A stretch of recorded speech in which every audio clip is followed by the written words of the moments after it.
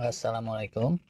Makin ke sini saya melihat ada di antara penggiat fasting yang benar-benar fanatik tuh ya, mengandalkan fasting untuk segala rupa. Fasting, fasting, dan fasting. Dan tentu saja andalannya itu terus extended fasting yang kelasnya di atas 21 jam. Bahkan sesekali mereka juga memainkan yang di atas 36 jam. Ibarat kungfu gitu ya. Yang piawai memainkan jurus di atas 36 jam itu cuma pendekar tertentu saja. Dan jurus pamungkas seperti itu nggak boleh juga dimainkan terlalu sering. Kayak tentara Ukraina gitu deh. Mereka kan punya tuh sistem rudal HIMARS canggih yang dikasih oleh NATO. Nggak boleh asal pemakaiannya.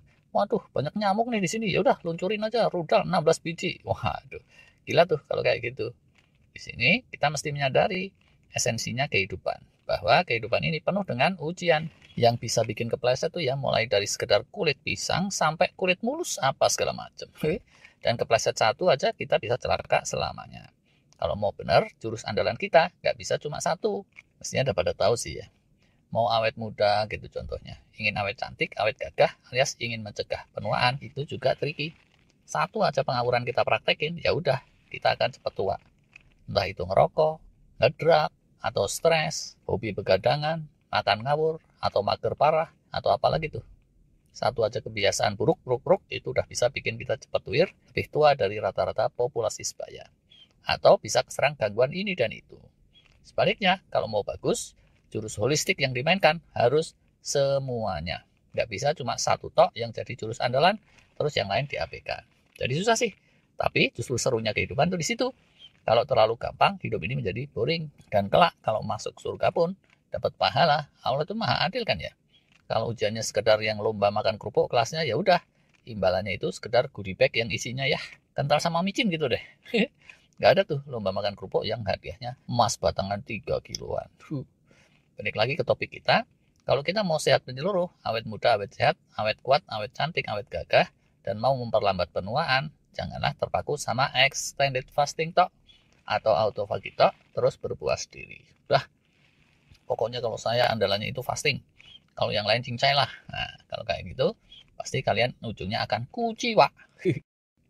Tata diet atau pengaturan asupan itu banyak loh.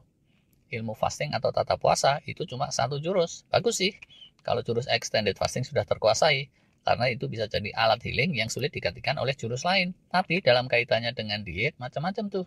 Hal yang lain yang bisa mementahkan manfaat dari extended fasting itu. Pertamanya nih, contoh, asupan toksik. Ya puasa kayak apa juga, kalau nggak meminimalkan asupan toksik, rusak juga badan kita. Entah berupa rokok, drugs, dalam arti narkoba atau bahkan bisa juga sekedar suplemen atau obat warung yang keseringan, itu aja juga ngerusak. Bisa juga asupannya berupa polusi dari jalanan, dari gedung yang nggak sehat, rumah yang lembab. Makanan juga ada yang jelek tuh, aditif-aditif tertentu, trans fat atau lemak palsu, lemak rusak, gula yang kebanyakan, processed food, junk food, silakan aja dipanjangin lagi yang masuk kategori toksik ini. Keduanya, porsi makronutrien juga mesti terukur, khususnya protein dan karbo. Iya sih, dari dulunya manusia itu pemakan segalanya, karbo, protein, lemak. Tapi yang karbo proteinnya jangan cenderung kebanyakan, apalagi kebanyakan pada sekali duduk atau dijebret porsi jumbo pada sekali makan. Itu sudah sangat diketahui dari berbagai penelitian, bikin cepat tua, cepat usur, jangka pendeknya dapat, jangka panjangnya nggak dapat. Dan kalau yang membiasakan makannya porsi kecilan, itu cenderung awet sehat, awet muda, awet hidup. Walaupun dari sisi kekuatan tenaga nggak akan sekuat Samson. Ketiganya, serat itu juga esensial dari sayur, buah, dan kelengkapan berbagai suplemen. Tubuh manusia itu butuh mikronutrien macam-macam, perlu 200-an jenis atau apa gitu deh, kata para ahli. Jadi asupan sayur, buah, vitamin, mineral itu penting. Kalau begitu jumlahnya mesti balance, nggak boleh kebanyakan, nggak boleh jebret-jebret, konsentrasi tinggi secara intens terus-terusan. Karena itu berlawanan dengan kodrat manusia dari sejak masa evolusinya dulu. Serat itu ya sebenarnya bukan makanan manusia, tapi dia pakannya gut microbiome atau mikrobiota di perut kita. Dan kita mesti nyadar sehat tidaknya diri kita itu amat bergantung pada konstelasi mikrobiota di perut. Pelajaran simbiosis ini udah diajarkan sejak SD tuh sebenarnya. Keempatnya, asupan air juga mesti pas. Kebanyakan salah, kurang juga salah. Tuh dari sisi asupan aja paling enggak udah ada 4 jurus lain yang boleh dibilang semuanya wajib untuk kita perhatikan. Belum lagi jurus-jurus esensial yang sifatnya nggak terkait makanan. Tata aktivitas nih contohnya. Tidur kemarin itu juga wajib, esensial. kita udah pernah tampilin bagaimana keterkaitan tidur dengan semua marga penuaan. Kalau tidur ngawur atau kebiasaan nggak tidur, lelean, udah deh. Mau extended fasting sampai nungging sekalipun, kalau menurut Profesor Matthew Walker, untuk bisa tembus umur 70 tahun dalam keadaan sehat aja, itu probabilitasnya sudah sangat rendah. Paradoksnya lagi di sini, di satu sisi kita perlu cukup istirahat, tapi istirahat kebanyakan itu kita juga jadi rapuh, terus ambyar.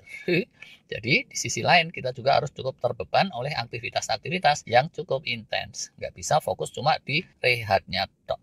Kalau kurang aktivitas kardio, kurang angkat beban, kurang berpanas-panas matahari, kurang berdingin-dingin, badan kita jadi lemah juga, cepat usur, nggak bisa awet ganteng, nggak bisa awet cantik. Cukup terbeban, tapi beban juga nggak boleh kelewatan. Banyak pending itu kalau bebannya kelewatan. Pengelolaan stres itu di sisi lain juga penting. Gampang-gampang susah kan ya, karena kalau mau jadi pedang yang kuat tangguh, besi baja itu mesti ditempa. Kalau tempaannya kurang, dia kurang solid. Tapi kalau tempaannya kelewatan, dia patah-patah, remuk. Tubuh kita juga kayak gitu. Harus terus-menerus digembleng dengan stres-stres positif, tapi di sisi lain, mesti bisa juga mengelola stres-stres negatif. Lah padahal antara stres positif dan negatif itu beda tipis. Tipis banget bedanya. Si Udin gitu ya, deg-degan ketemu pacar. Pas hari Senin itu kehitungnya stres positif, karena banyak memunculkan hormon oksitosin. Tapi pas Sabtunya, deg-degan yang nyaris sama, itu kehitung negatif banget, karena yang muncul hormon kortisol adrenalin, khususnya saat dia kena kampleng sama tantenya sang kekasih hati, yang bobotnya 1 kuintal. Walah, din. Dan seterusnya lah ya. Dan mengingat hal ini, jadinya para pejuang kehidupan sekalian itu jangan sampai puas diri hanya karena sudah mempraktekin extended fasting secara intens. Walaupun extended fasting itu kunci wajib untuk healing dan rejuvenation, dia bukan satu-satunya kunci, bukan satu-satunya jurus. Dan gitu, efektivitas extended fasting itu juga ada kecenderungan diminishing loh ya. Paham nggak sih kalian dengan istilah diminishing? Itu istilahnya orang Jombang Bojonegoro. Jadi gini ya, kalau kalian jarang banget minum kopi kayak saya, celkuk-celkuk minum setengah cangkir aja itu udah jos, kafeinnya bisa bikin melek semalaman. Tapi kalau kalian udah rutin minum kopi, ngabisin 3 cangkir aja, bahkan kopi seember dipakai mandi sekalipun, itu kafeinnya bisa terasa nggak terlalu ngaruh ke badan. Embuh ini, kok kopi bisa dipakai mandi? Iseng bener. Extended fasting juga sama. Kalau badannya belum adaptasi, dapat puasa Senin Kemis extended fasting, manfaat kebugarannya bisa kerasa banget. Tapi setelah adaptasi, yaitu tadi, diminishing. Tapi kalau di stop, malah nggak dapat manfaatnya. Jadi jangan di stop juga.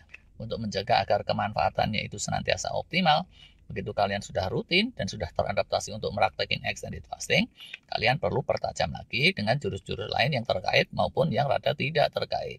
Misal nih ya, kalian mantepin lagi ilmu tidurnya, itu bisa meningkatkan manfaat extended fasting lebih lanjut. Atau kalian kombinasikan jurus fasting dengan asupan suplemen tertentu, atau model fastingnya kadang agak diubah-ubah, divariasikan, atau asupan-asupan keseharian disempurnakan lagi, atau kalian mainkan laku-laku tertentu yang mendatangkan stres positif. Bisa misalnya tuh ya, laku-laku olah fisik, aksi sosial, atau spiritual, dan seterusnya. Nah karena itulah kanal kita ini nggak melulu kacamata kuda. Yang dibahas bukan fasting aja terus, kemarin ada yang usul soalnya. Mohon maklum ya, kalau kayak gitu itu malah banyak blank spotnya. Dan nanti para pejuang kehidupan jadi kecewa ujungnya. Gue udah meraktekin berbagai jurus fasting kok terasa kecolongan juga ya sekarang melet loh. Kembali lagi ini sekedar ide-ide dan konsep sih. Kalau yang sebenarnya gimana sih jurus-jurus yang komprehensif bener untuk bisa dapetin healing yang mantap, tetap dijamin bikin awet muda, awet prima.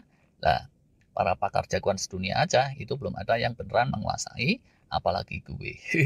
Dan kalau saya sendiri dulu udah testimoni, sempat di umur 30-an, 40-an itu berasa cepat tua, banyak keliru-kelirunya. Bisa keliru-keliru kayak gitu karena ilmunya belum paham. Nah, jadi pemahaman dan pengetahuan yang dalam itu juga menentukan. Dan untuk bisa mempunyai pemahaman yang benar-benar solid, kita mesti senantiasa mohon pertolongan kepada Sang Maha Tahu sambil ikhtiar tentu saja.